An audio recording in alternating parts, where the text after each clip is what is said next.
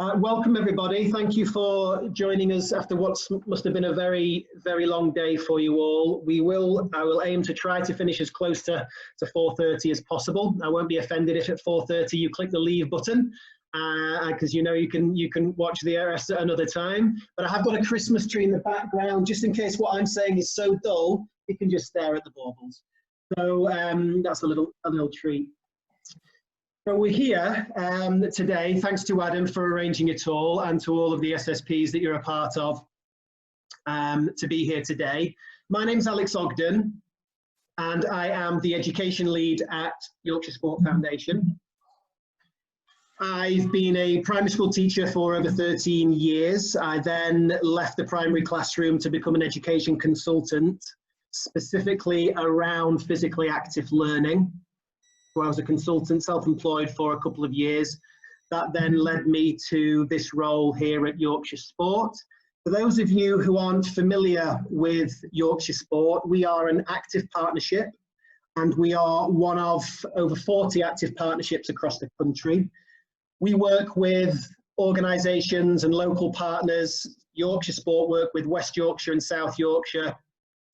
And basically my role is to support any organisations like, for example, Move More in Sheffield and Move More Schools Group and the SSPs there to improve and obviously enhance physical activity, PE and school sport provision in primary schools across the district. So we're here having conversations at national level with the likes of AFPI and Youth Sport Trust and Department for Education.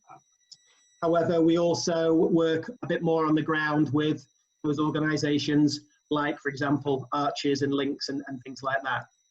So we're all here to support schools, and that might be through workshops like this, it might be through conferences that we've just had, it might even be visiting schools and delivering training, working one-on-one with PE leads, etc. So that's a little bit of background to Yorkshire Sport. Okay, I'm just going to click ahead, hopefully. There we go. Okay, so we're all here without speaking for you, I imagine, because you've looked at your provision when it comes to physically active learning, and there is either nothing going on currently, or there's a little bit going on and that you want to improve upon.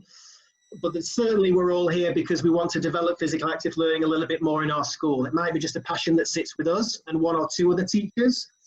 It might not even be on the agenda or a priority at all in your school, and you're really starting from scratch. But hopefully we're all here in order to try to improve the physical active learning provision at our school. And to do that today, I just kind of ask for two things really. One, which is just to keep an open mind. Obviously, what I will tell you today is what I have experienced by embedding a physical active learning program across many schools professionally and in the school that I used to work in. But I also know that all schools are different, and it's very hard to there's not a one size fits all here. So if I'm saying something today where you think, oh, that's not going to be possible, or no, my head teacher's not going to buy that, or oh no, we haven't got the space for that, completely appreciate that. But all I ask is that we keep a bit of an open mind about it as to what could be achieved. And then also throughout, is just if I'm saying anything at all, whether that's one of the tips or anything at all that I mention, is to be constantly thinking all the time about your staff, your pupils, your own practice, and how it could be translated into your school possibly. So it's just a couple of things there to try to do during the session today. Right, I'm going to start off with a little bit of an activity, and this is where I require a little bit of a guinea pig. And I'm sorry, but I'm going to have to pick on a couple of people who are already on my screen. And that is either Danny or Sean. So this is an activity. Just look at Sean. Sean's like, oh, I'm not too sure about that. So this is an activity I wanted to build into this. Oh, Matt Kerry's coming on, I'll admit him. I was wanting to build into this session some physical active learning activities that you could do tomorrow with your class and with your pupils that you could just pick up, then potentially inform your staff about it and give them something to do to ease them into it a little bit. So I'm aiming to build in 3. We might only get time for 2, but I'm aiming to build in 3. The first one is a really quick one called Finger Fit. It just requires two children in a classroom to partner up. So I'm going to try to replicate this virtually. So we'll see how this goes. Danny or Sean, the first person to put your hand up, you can be my guinea pig if that's all right. Well, I'll tell you what I'm going to do. Do you know what? I'll stop sharing. I will come to the whole screen. There we go. So who did that first? I couldn't see. Who was it? It was Danny. There you go, Danny. He loves it. He loves the limelight. Okay. Sean breathes a sigh of relief. Danny, could you unmute yourself for me, please? There you go. Can you hear me now? Cheers, buddy. Thank you. Yeah, great. So we're going to do an activity called Finger Fit. You can do this in the classroom with your children. All they need to do is to partner up. So Danny, if you could just stand up for me, please. Can you see me? Yeah, absolutely. See me okay? Because we just need to be able to see each other. Everyone else can just point and laugh in a second. So in the classroom, myself and Danny, if we're the children, we would stand back to back, and during COVID times, maybe a bit of a 2 meter distance. Oh, I dropped a ball. Okay, 2 meter distance. But long term, obviously a little bit closer. All right. For the purposes of this game, Danny, today we'll just face each other like this. Okay. But in the classroom, we'd be back to back. When I say go, myself and Danny are just going to do 3-star jumps nice and simply. Okay, just like 1, 2, 3, just like that. And the children would be doing that back to back. After 3, the children would jump and spin around. And it's called Finger Fit because they're going to use their fingers and they're going to show their fingers to their partner. In the classroom, they do that nice and flat with their fingers spread out. Me and Danny today, because we wouldn't be able to see each other's hands like that, we're just going to hold it nice and flat to our camera there. And we're just going to do one hand. We're in key stage 1. We may be practicing some addition, okay? So we're going to do an activity, Danny. I'm going to say go. We're going to do 1, 2, 3. We're then going to hold our hands up. You can choose to do 1, 2, 3, 4, or 5. And I'm going to do the same to you, Danny, okay? And then it's the first person to shout out the answer. We're adding the 2 amounts of fingers together. Okay, obviously in key stage 2, you can be doing times tables, 5 times 3. You can be doing up to 10 times 10 with 2 hands. There's lots of different variations you could use for it. Okay, are you ready, Danny? Oh, I'll just let somebody in. Hang on. Somebody else is joining us. Okay, Danny, are you ready? Born ready. Off we go. 1, 2, 3, and draw. Ooh, 8. Is that 5? Yeah, it's 5, sorry. That's good. 5 and 3 is 5. Bring it a bit about there. There you go, like that. Perfect, you're a star. Okay, best of 3. Are you ready? So that was 5 and 3 equals 8. We're ready, and 1, 2, 3. Draw. 6. 6. Ooh, still you. Well done. 2-0. Okay, cheers, Danny. Give him a round of applause. Okay. My wife is going to, I'm going to be in trouble after this. I've knocked 2 baubles onto the floor there. I'll just admit somebody else in there. Okay, so I'm just going to share my screen again. The brilliant thing about mute and camera is everybody can just be laughing at me and Danny there, and we would have no idea. That's the beauty of it. Okay. Try and get this up again. Okay, Danny and Sean, can you give me a thumbs up if you can see that, please? Wonderful. Okay, so I'll just show you this activity again, just to sort of contextualize it a little bit, and you can see it in action. This is just with me, myself and my little boy practicing some addition, and then you will be able to see it in a classroom context as well.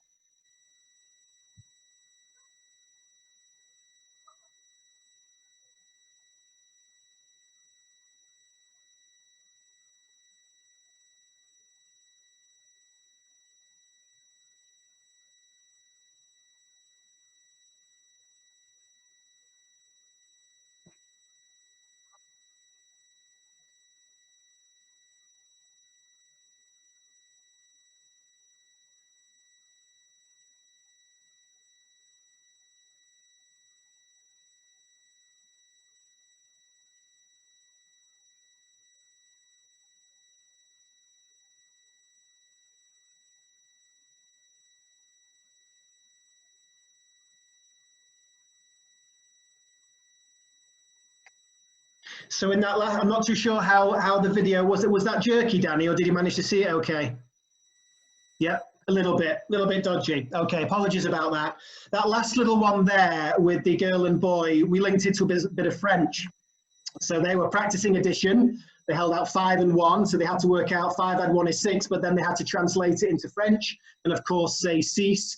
So you can get really creative with it. It's a really nice activity for any teachers or staff, any staff at all, teaching assistants and children. If they've not been exposed to physical active learning at all before, it's a really nice engaging one to get them going, and you can differentiate it as well. So just the first one to take away there. Okay.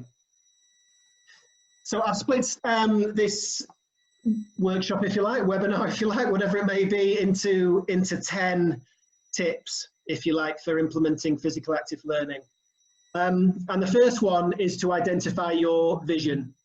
And what you'll hear from me today is a little bit of moving away from an intervention-led approach. Having been a school leader before and a PE leader before for many years, I continually got frustrated by wanting to implement an intervention, whether that be something like the 1K a day and then obviously now the daily mile, or whether it was physically active learning, whatever it might be. I got frustrated by putting this in front of teachers and then within a few weeks, it really dying a death. And it wasn't sustainable in any way, and it wasn't taking place the way I wanted it to. So the angle I'm taking with you today is based on my experience of embedding a successful physical active learning program across the school, and really moving away from intervention-led approaches to actually starting with the whole school and your actual cohort, your staff, your pupils, and your senior leadership team, and your environment. That's our starting point.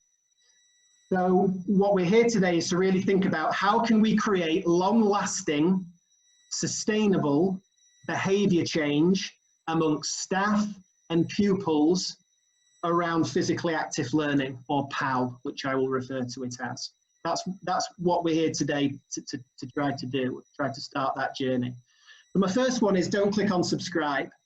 There's many fantastic active learning resources out there. Brilliant. Thousands of lesson plans at your fingertips that you can use your Sport Premium for.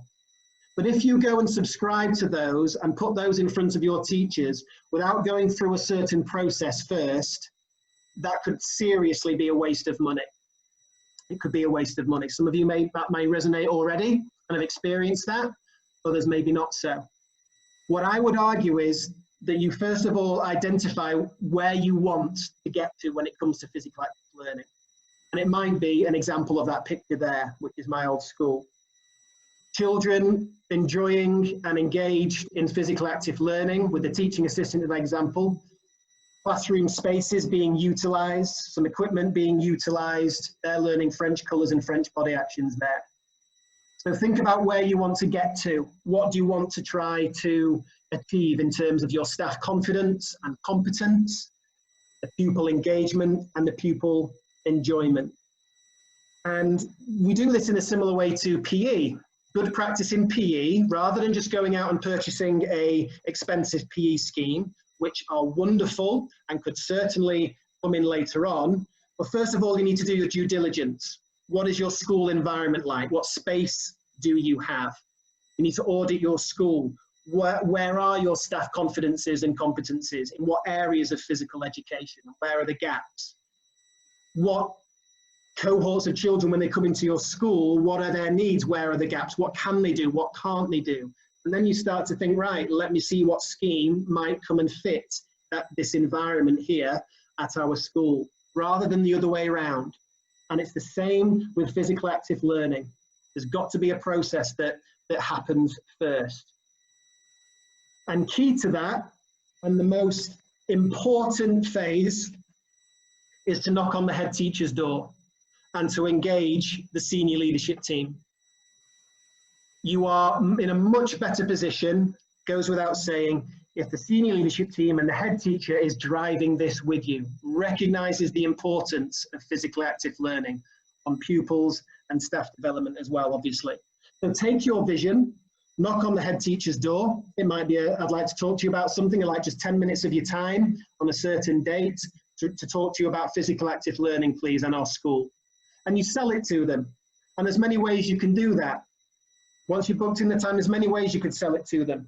And you might think, well, I've got a head teacher who's really supportive. They are supportive of me. Regardless, still have this conversation, because you might think they're supportive, and they might well be. But if they're not also providing the messages and filtering them down through to staff, that's when the barriers can come up from your staff to think, well, I'm not doing that because the head teacher isn't really telling me to either. It's just Alex, the PE lead, and a couple of other staff maybe. So regardless of how supportive your head teacher is, engage the SLT from the start with that vision. And you might do that in a number of ways. You might arm yourself with some ammunition. And this is where Adam and the Move More Schools group and all the SSPs in Sheffield can help you with, your wonderful SGOs and their network, or myself from Yorkshire Sport. This is what we can help you with. So you might arm yourselves with ammunition around physical activity levels and the current problems when it comes to children hitting those 60 active minutes. You may even have evidence of that in your school. You may have done some auditing and some tracking of physical activity levels already that you can bring to the table. So that might form part of your ammunition.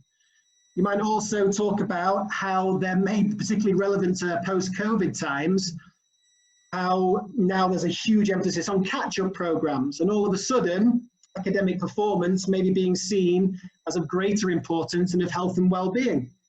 And at a national level, despite all the wonderful progress that's been made around the new Ofsted framework, about the introduction of the new RSHE curriculum, and this kind of more emphasis and prominence of health and well-being, wonderful, but it still pales in comparison to any other policy. So can you potentially get the message across to your head teacher, to SLT, that physical active learning is a way of leveling the playing field? We can actually improve catch-up programs, whatever it may be, pupil attainment, through physically active learning. So we're beginning to talk head teacher language. Built into that is obviously the benefits of physical active learning, the impact it has on the brain. This is a graphic you may have seen before, or even used before, showing on the left-hand side, after 20 minutes of sedentary behavior, sitting down, the brain activity taking place, compared to after 20 minutes of walking. Now that area in red is the hippocampus, which is a part of the brain which is responsible for your memory recall, and actually embedding facts into your brain. So the level of activity and the connections being made and the synapses, everything like that, is automatically raised as soon as physical activity or movement is introduced into learning. So this might form part of your conversations with head teachers moving forward. As well as that, we've got the holistic benefits of physical active learning and of movement, not just on their physical development and gross motor skills, whatever it might be, but also on their anxiety levels, their stress levels, improving their sleep, improving their confidence, self-esteem. Just like physical education has the capacity and the ability to do, so does physically active learning. So the hope is that by engaging SLT, you will be able to actually have a conversation with them. Right, okay, well, here's our school. You've outlined very clearly on the school improvement plan what we want to do as a school moving forward. It might be improving attainment in boys, in reading amongst boys. It might be writing amongst girls. It might be something to do with pupil premium children. There's obviously a whole range of things, and you sitting here will know many of those that are within your improvement plan. So again, thinking about what is going to get your head teacher and your SLT on board, it's the impact physical active learning can have on your whole school priorities. And this here is an example of a conversation I had and what we decided as a school when I sat down about 6 years ago now with my head teacher as a PE lead at my old school. We recently had Ofsted, and it was a priority for the senior leadership team to increase the level of challenge in the classroom, particularly amongst boys and the most able. They wanted as a school to improve motivation on all learning tasks. The school itself had a wonderful kind of drama program and kind of an enrichment program around that. They offered loads of creative, inspiring curriculum provision across the subjects. And recently in the playground, we'd had successes in terms of physical activity led by sport coaches, which was impacting positively on boys in particular. So we sat down and said, well, how can we build on the successes that are already taking place and look at where we want to get to in terms of our school improvement plan, and where can physical active learning fit into that? What can we use it for? And this was the conversations that we had. So the actions that we did, this came from a half-an-hour conversation with my head teacher. Now, I'm not saying that that would be as easy to do in your school with your head teacher, only you can know that. But this part of the process is crucial if you're looking for long-term physical active learning change and embedding across the school. So we looked at our school improvement plan and built PAL into it. We actually included it within teachers' performance management action plans. So the teachers had to deliver a certain number of physical active learning lessons across each half term. And so automatically, as you can see, as you can imagine, teachers are getting messages from head teachers, from SLT, that we value this. We value this and we would like to see you do it, and you will be supported in that process, because obviously that support has got to come, whether it's CPD and ongoing freedom and the license for teachers to go and deliver the curriculum in this way. That needs to come, and I'll touch on that a little bit later. So the CPD was provided to all teachers and TAs. That was by myself because I had the skills and competencies to be able to do that. That might not necessarily be yourself. It might be signposting to an organisation or a particular individual who can help you with that.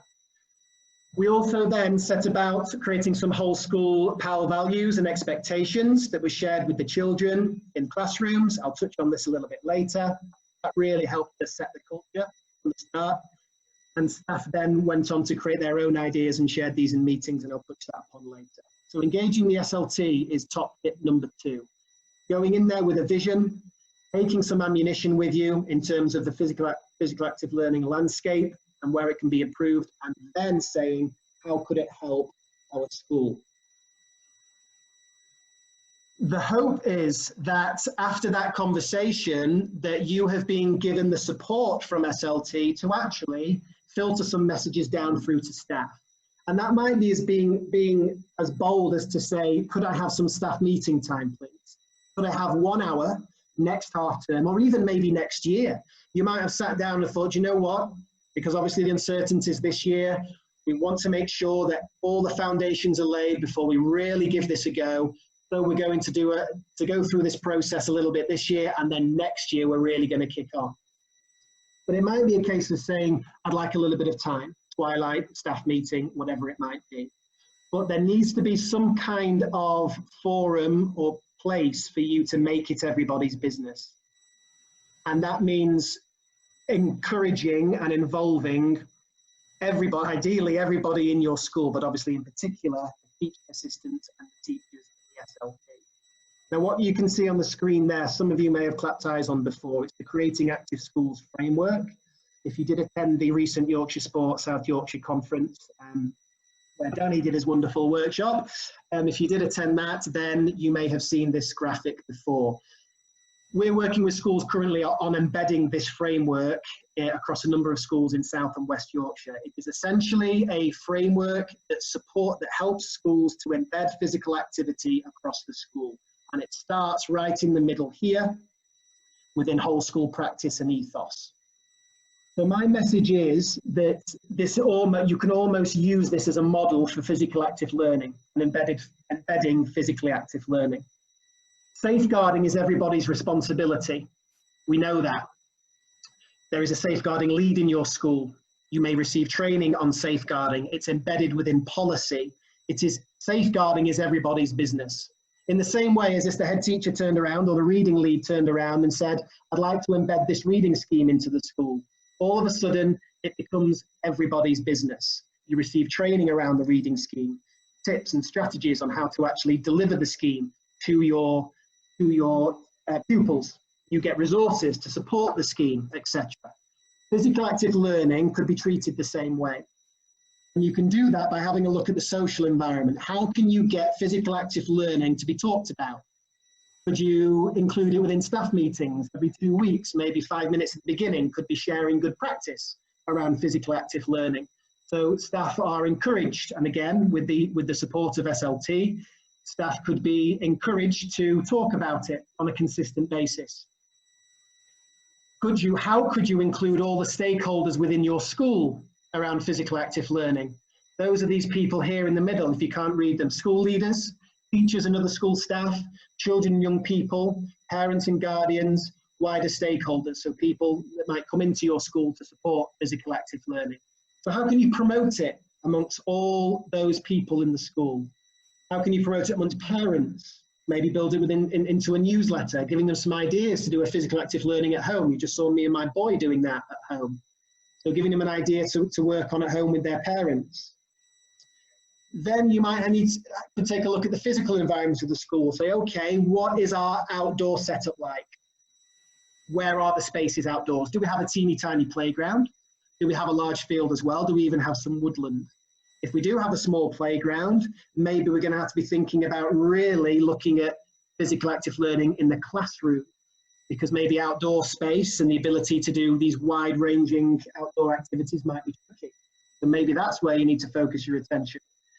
So considering your physical environment, your space around the school, how small your classrooms are. Could classrooms be rearranged slightly? And I'll touch upon that a little later.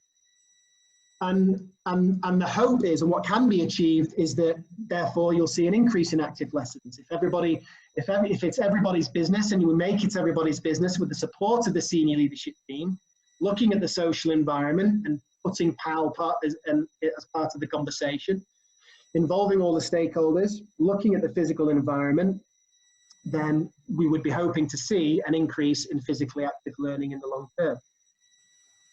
Oh, click on that. There we go. Next one. Hopefully. There we go. So part of making it everybody's business is to involve teachers from the outset. As soon as those conversations have taken place with the senior leadership team, the teachers should then really be a focus. And they can be your biggest assets and your biggest allies. But having been a teacher for a long time prior to this role, I know they can also be, a bit of a strong word, but also be your biggest enemies. Because every teacher has their own preference in how they would like to teach their class, what they feel has a big impact. And not everybody is going to be, hopefully, as passionate as all us on this call about physical active learning and the impact it can have. And we have to get those teachers on board. So a really nice thing to do is to see who can come with you and drive, get in that car with you and drive PAL across the school with you. And it might be someone that you're close with who also shares a passion for PE and physical activity or whatever. But it might be a bit of a left field choice. You might approach the maths lead, the reading lead, the Senko, might be in the assistant head teacher. And you might think, right, well, could you come on this journey with me, led by you, but with their support? So they're providing another voice, because there's nothing more powerful than having than staff across your school hearing another voice, rather than just throw out the names because I've just learned them, rather than just Sean talking all the time about PE and PESPA, or just Danny talking all the time about it. Who can actually provide that other voice for you to get people on board?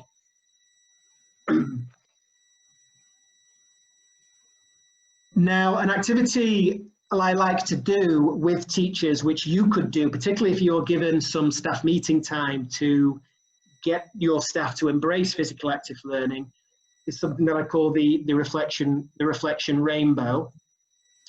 And it's a nice bit of a bit of an auditing of your staff, really, because as I've already alluded to, you've got to really think about, as you would by embedding a PE scheme, you've got to think about, where are my staff confidences?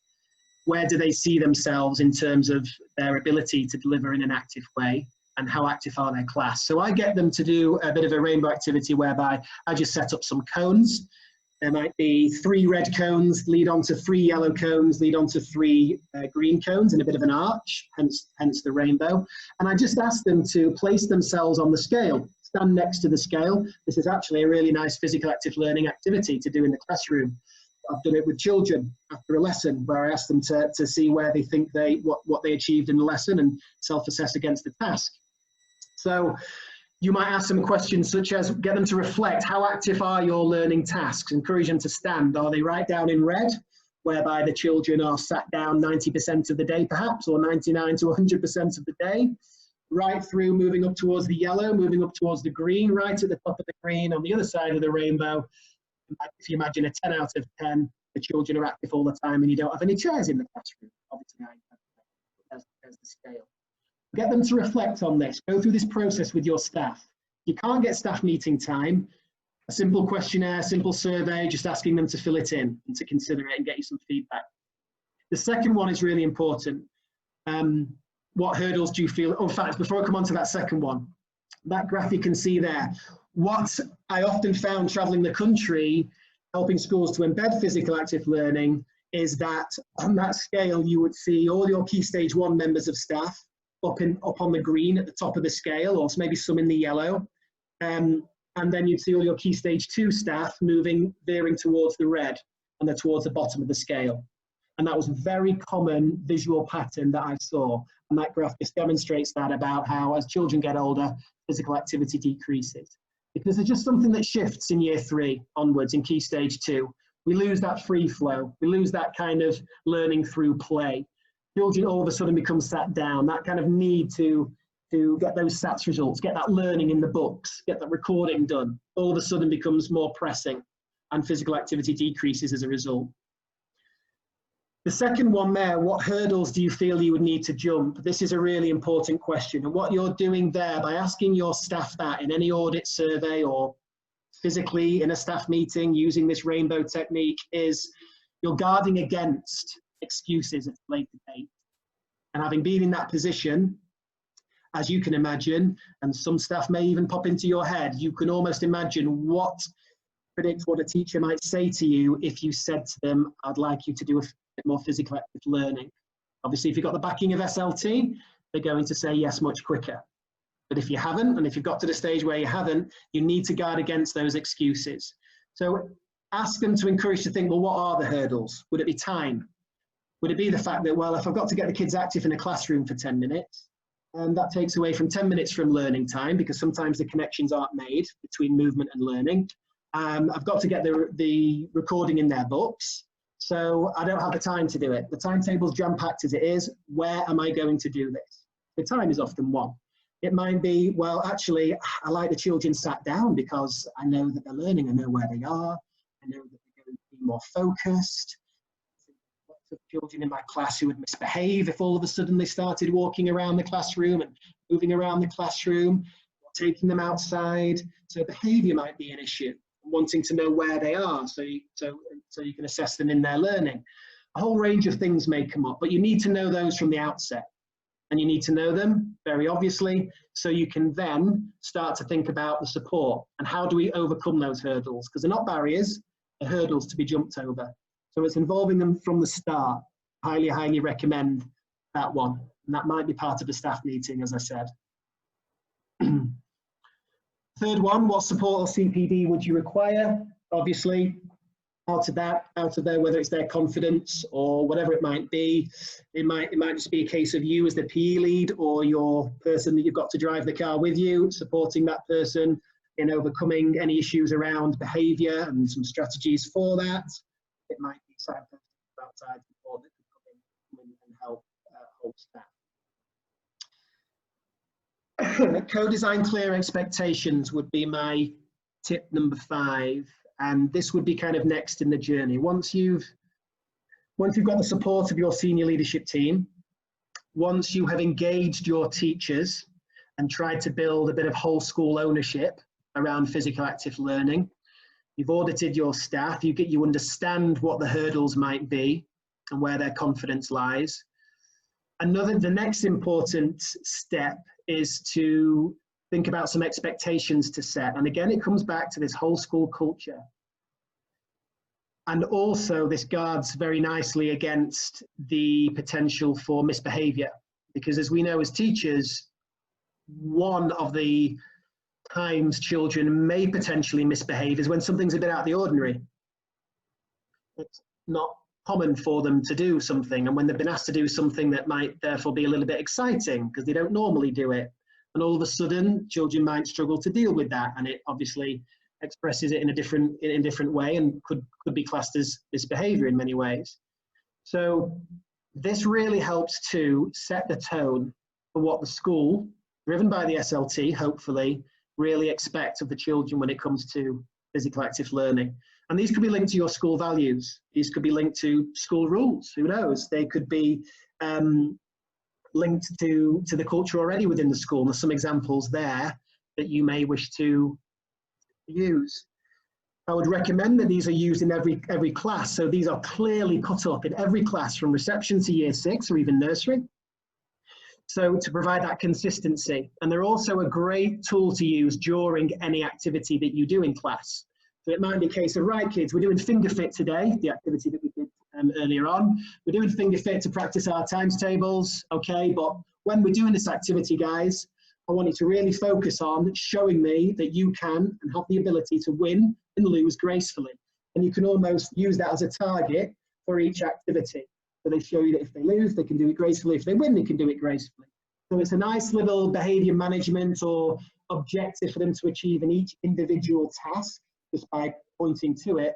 But more importantly, as children move, if you picture, and this is the scenario I reached within the school that I piloted physical active learning in, we got to a point where children were able to move from reception class to year 1, to year 1, to year 2, all the way up the school, knowing that their teacher, in their new teacher in their class, there's a possibility that they may teach in this way. They may get me to move out of my seat and around the classroom. Why do I know that? Because I know that I did it last year, I know that I did it the year before, I know there's whole school expectations around physical active learning. All of a sudden we're nurturing them into the process. We're making it normal, we're normalizing physical active learning for the children because it's used consistently across the school using expectations like this, in the same way that a behavior system works right across the school. I'd really recommend using some expectations and clearly showing them. I've been chatting for a little bit there, for almost about 20 minutes there. Let's see if we can do another activity now. I'm just going to check that there aren't, just get rid of this. Just going to check there's no questions at this point. Or just to pick up on, Danny has said, we're currently learning our 7 times table in year 4. I'll use finger fit tomorrow. Well, Danny, well done. Let me know how it goes. Helen, Alex, will you please send us the PowerPoint as I don't have to write everything down. Yeah, no problem, Helen, that's fine. I will pass the PowerPoint on to Adam as well, and he will check it out for you. Okay, so I'm just going to screen share again there, actually. I'm going to do this in good faith. So, for anybody that would like to join in with your camera on or not, but I would, if somebody could, let me scroll down here. Where are we? Here we go. Again, looking at this. Going to do an activity now called Physical Fizz. And I can only see Danny on my screen now. I can see one person, so sorry, Danny. If you'd like to do this, then if I could ask you to just turn your microphones on so I can hear everybody who is doing it. Danny, even if it's just me and you, would it be okay if you were able to turn your microphone on and stand up? And then anybody else, I can't see you, but if you'd like to do this to see how it works, then please do. But as long as I can hear Danny, then I at least know that one person's doing it with me. Okay, once again, this is an activity that can be linked to lots of different areas of the curriculum. The best active learning activity are those where you start with the game. You start with what the game is, you learn that game with your pupils, and then whatever lesson you are teaching, whatever objective it is, you can then link that objective and that area of the curriculum to the activity. So you might say, right guys, we're doing physical fizz buzz and we're going to focus on some vowels and some consonants. Or we're doing, right guys, we're going to play physical fizz buzz and we're going to be practicing our, let's say, odd and even numbers. All right, and you'll see how you can link it once we've done that. You can see the word there, supercalifragilisticexpialidocious. We're going to be practicing our vowels and consonants. Obviously, we all know our vowels are A, E, I, O, U, and our consonants are every other letter. So, what I'm going to do is, when I say go, we are going to chant each letter in that word. And we're going to chant, we're going to try to chant together, whoever's doing this with me. If I just hear silence, then it'll just be me. We're going to try and chant together at this pace. S, U, P, E, R. Roughly that pace, and we'll see if we can get to the end. But we're going to attach a bit of movement to it. So every time we chant a consonant, which is that first one, S, we're going to do a squat. Okay, nice simple squat. Every time we say a vowel, we're going to do a star jump.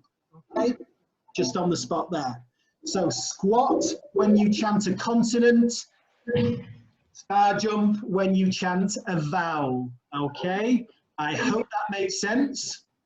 All right, we'll see if we can give it a go. I'm just going to be there we go. Okay, right. So when I say go, we'll start with S, and then we'll go U, and then P. Okay, we're ready. And go. S, U, P, E, R, C, A, L, I, F, R, A.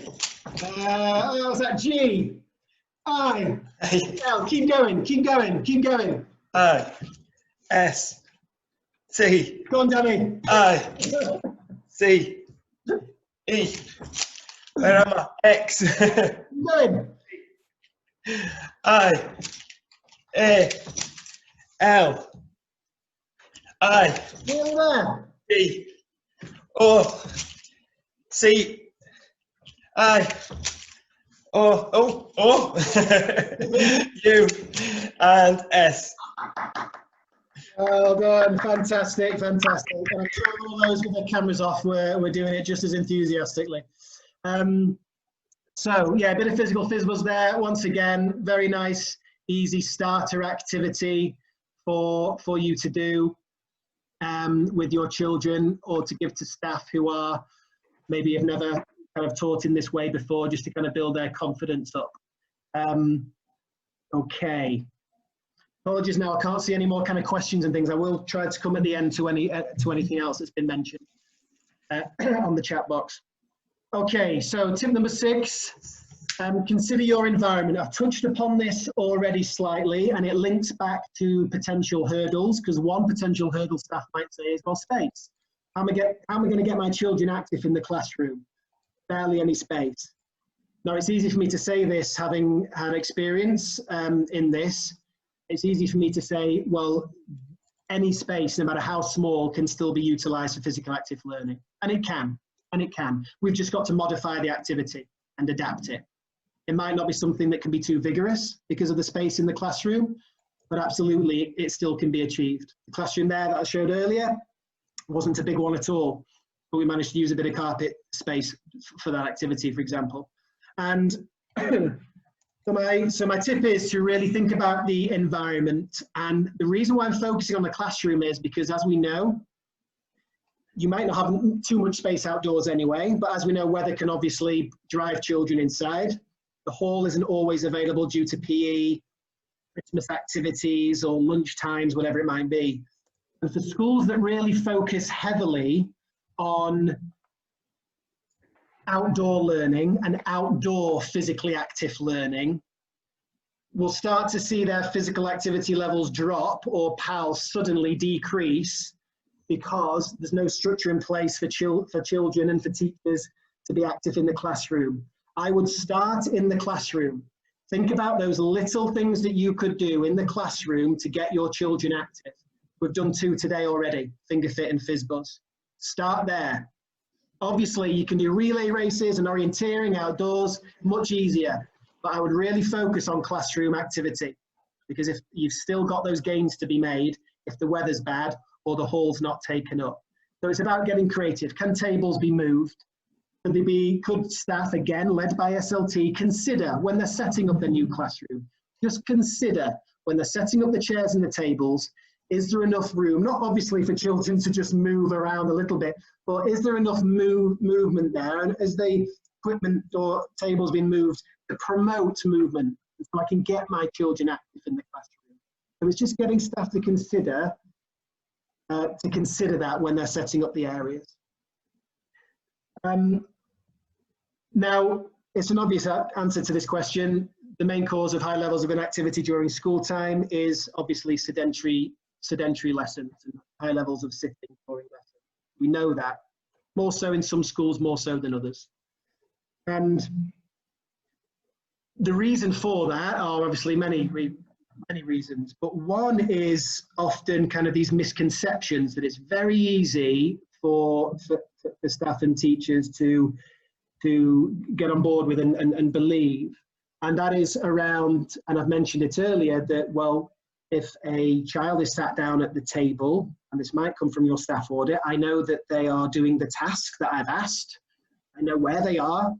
I know they're not up and about messing around. And I know that they're learning. I know that they're focused. And I'll always remember a specific year 2 teacher saying to me, oh no, they come from year 1. And I just think, no, I have to teach them to sit. I've got to teach them to sit. So I think if they're sat down, I know that they're learning, I know that they're listening, and I feel comfortable. And it's those mindsets that we've got to try to give staff the belief and the confidence and the capability to change that mindset. Again, I'll say it all the time, with the support of the senior leadership team. Because, this is me the children aren't necessarily always thinking about what we're thinking about. Who's to say that this Victorian picture here necessarily of a class, and of course there's always a time for this, there's always a time for writing, of course there is, but who's to say that the children are learning in the best way here? Who's to say that? We don't know what they're thinking unless we specifically go and talk to them. We don't necessarily know that their thinking is all around this. They might be thinking what they're having for tea, sausages and chips. They might be thinking about how tired they are. And coming back to this one here, the quote here is a direct quote from a teacher who was really surprised at the difference from actually seeing visually where the children are in the classroom. Physical active learning, they could see which spaces in the class they are occupying. And it was very easy for her to see who's on task, just at the picture that it created. And before that, she thought the best opportunity for that was children being sat down like this.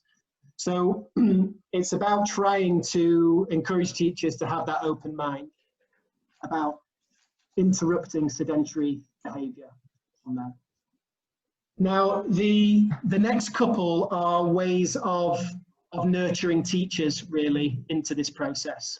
If they are coming to the table with misconceptions around physical active learning, these hurdles and challenges they feel they're going to get around time, around space, around equipment, around behaviours, then tiny habits and building tiny habits is such a powerful thing to do.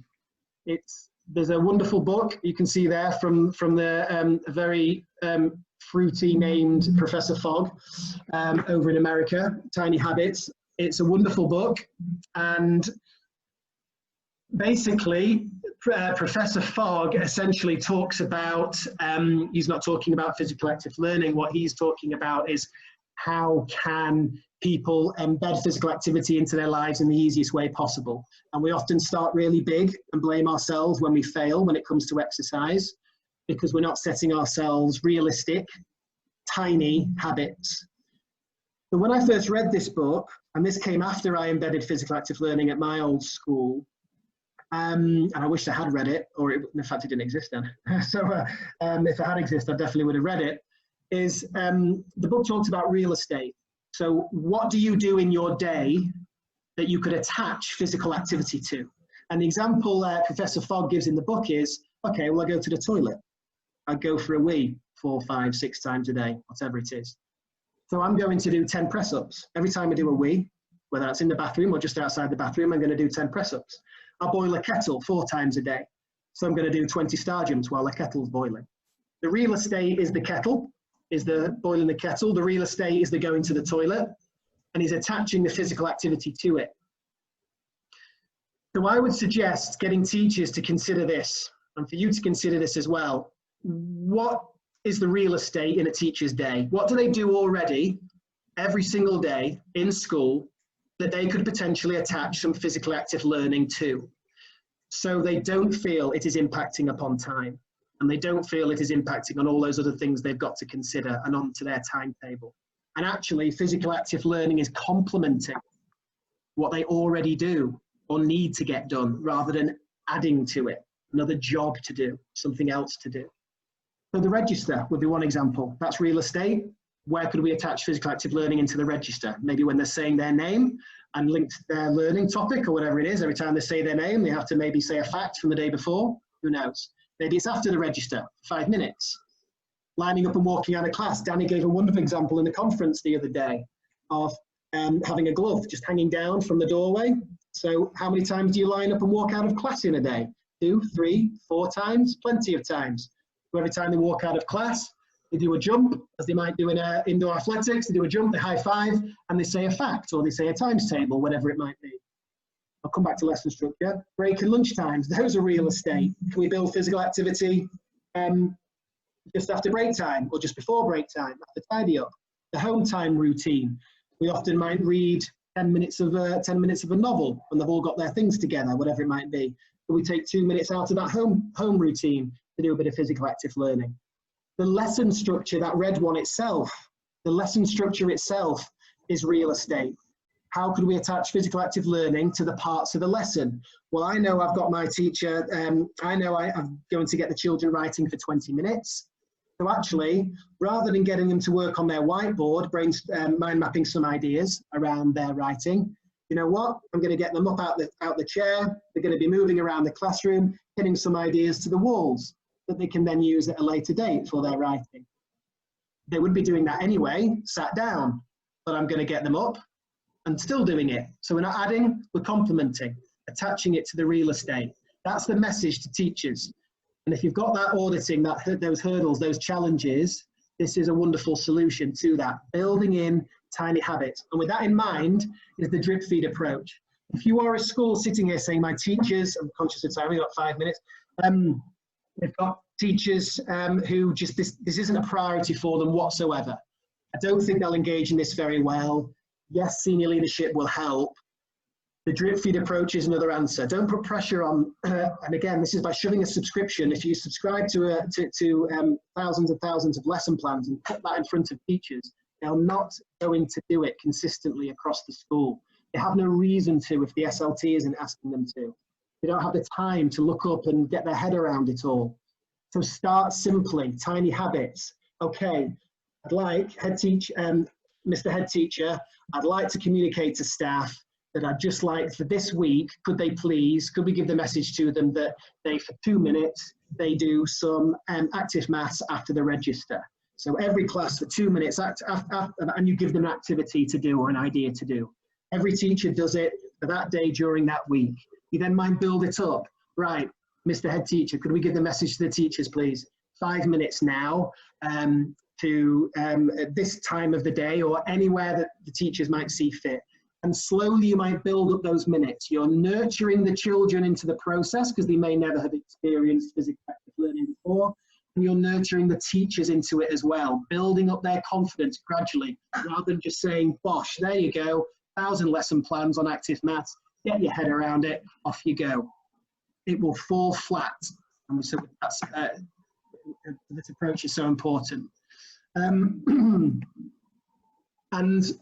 the real, like we said, if we come back to the vision, the best case scenario is that actually what you will start to find, and what I started to find way back when I implemented it across my school support of the SLT, was that teachers start to create their own ideas. If they're not given these lesson plans, they start to get creative in the same way that when they sit down to plan a reading lesson or plan a writing lesson, creativity just flies out of them. But if they are encouraged to think about movement during their day, during their individual lessons, they will naturally begin to be creative. And that step principle there at the top, space, time, equipment, people, you'll know that from PE, and the way of differentiating tasks within PE. Apply it to physical active learning. Think about the space in the classroom. Think about the time. Is it going to be a 2-minute task, a 5-minute task? Are they going to be active for half an hour because I'm so supremely confident? What equipment do I need? Is it nice and easy equipment to just pick up, some post-it notes, whatever it might be? People, are they going to be in pairs like they were for finger fit? Is it going to be something that they're doing in a group? So build and co-create an activity bank. You might want to share these in staff meetings every 5 minutes, every 2 weeks. Who's got a new idea? Bosh, there it is. Maybe the P lead or whoever's driving the implementation with you. Keep a bank of ideas constantly shared on the school system. Start to really create that culture of sharing good practice. You might want to link it to some rewards. So the most creative idea that's been made by a class involving the children maybe as well, there could be a reward for that class, who knows? Obviously you can get creative with that. But hopefully you would start to see teachers taking ownership of it and it coming really natural to them. And finally, as we reach 4:30, my final tip is to then click subscribe. If you have done and gone through that process, engaging senior management, starting to talk as a whole school about physical active learning and its benefits and what you will need, what support you will need as a school, and where you're going to get that, thinking about the environment, thinking about the staff, the pupils. If you've gone through that process, then it's the time to say, right, we're confident, we're capable, we know the benefits of physical active learning, I feel confident to deliver it in my classroom. We've thought of a bank of ideas. Do you know what? We'd now like some inspiration and some ideas, build on it further. And that's when you go and spend your £1,000, your £1,500, if you feel you need it. I was in a situation at my school where we didn't need that because teachers they'd gone through that process. They were so confident and capable of creating their own ideas that they went away and they did that themselves. They didn't need me to spend £1,500 on my premium money. Didn't need that. So, but that's not to say that's the case across the board. And that's where those resources are for you. It's 4:31, so I don't have time to do the knowledge rally. I will leave it on the slide there for you. Basically, we're gonna pair up like tennis players. The children would pair up like tennis players. They'd be bouncing on the balls of their feet, nice and sprightly, as if they're ready to receive the ball. You may have done something like this before, and they would, with an invisible ball, they would be batting the ball back to each other. But each time they bat it back, they might say a sound to make up a word. So and then they say it together at the end. Sandwich. It might be to order, distances, millimeter, centimeters. What's next? Yard, meter, kilometer, mile. So it could be ordering facts. It could be anything. We were gonna do that one, but unfortunately it's not enough time. Okay. That wraps it up at 4:32. I appreciate I'm speaking incredibly fast there.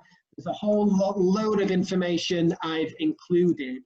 So my final message to you is, obviously there's a wonderful support system there in Sheffield through your local SSP, Adam and his colleagues, etc., and Kim, who's even on the call as well.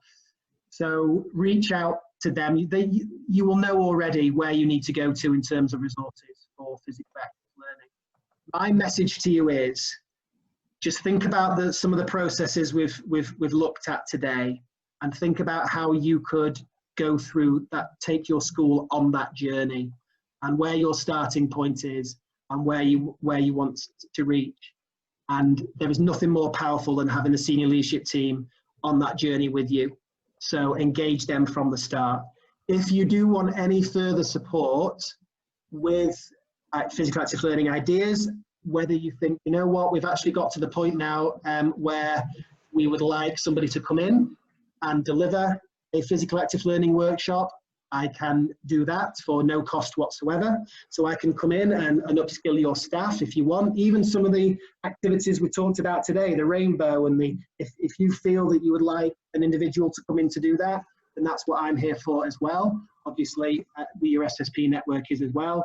So do get in touch if you want any support with your journey. It's my #1 passion. So I will always make time for schools who are keen to embed PAL across their school.